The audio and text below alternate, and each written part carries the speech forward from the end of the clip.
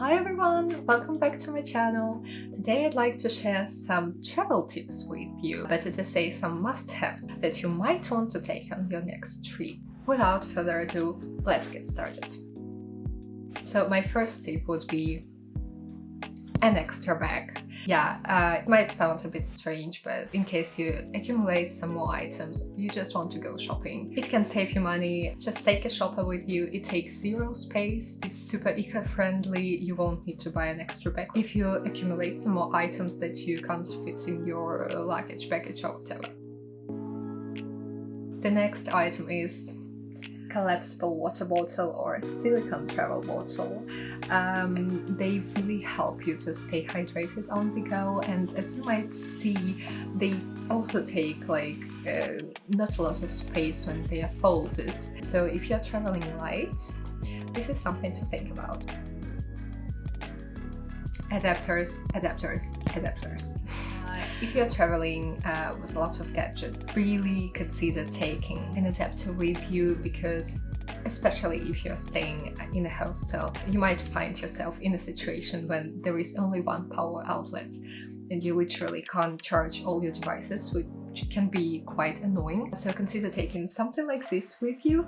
This one is for Europe. It looks a bit bulky, but you can definitely find something smaller. And this one is actually perfect for international trips. As you might see, there are power outlets for Canada, US, for Europe and for the UK. I actually bought this one in Canada when I forgot to check what kind of outlets they use. So yeah, don't be like me and buy one.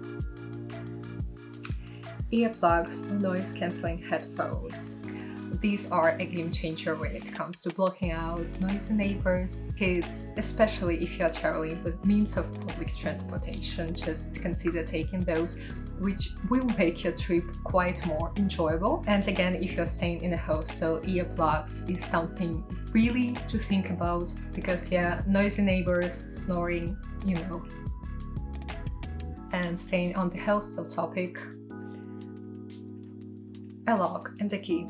It's really better to be safe than sorry. I bought this one in Canada again. I accumulated a lot of stuff in Canada. Normally, hostels don't provide you with locks, but there are places to keep your stuff hopefully safe. So really invest in one. Some places sell them directly there, but they're really overpriced. So just buy some in the next supermarket or something.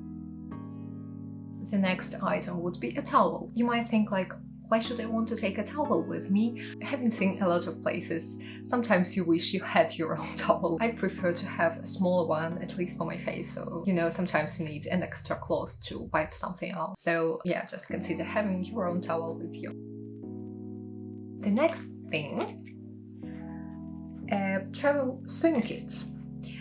There are a couple of needles, a couple of threads and buttons. Things happen. This doesn't take a lot of space.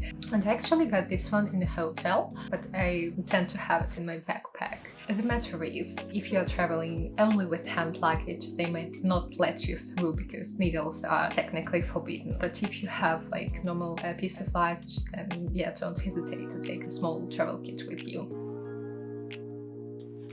Ziploc bags. This is not a Shane advertisement, I'm sorry, but I just use it as my transparent Ziploc bag. The matter is, some airports, they require you to put all your liquids in a transparent Ziploc bag. Not everyone is so strict as to check it all the time, but if you don't comply with the requirements, they might not let you through with your stuff or something, or might take something out, and you definitely don't want to experience that. They are generally great for organizing small items and keeping your gadgets from moisture, if that's something you might be scared of. Travel pillow and an eye mask. While not entirely unconventional, they are often overlooked. These two things make a lot of difference when it comes to long journeys and changing the time zones. Roaming or a local SIM card. It's hard to say what's better because it really depends on your travel destination and on the country you live in, because sometimes it's really cheaper to buy roaming from your local SIM card than to buy a new SIM card in another country.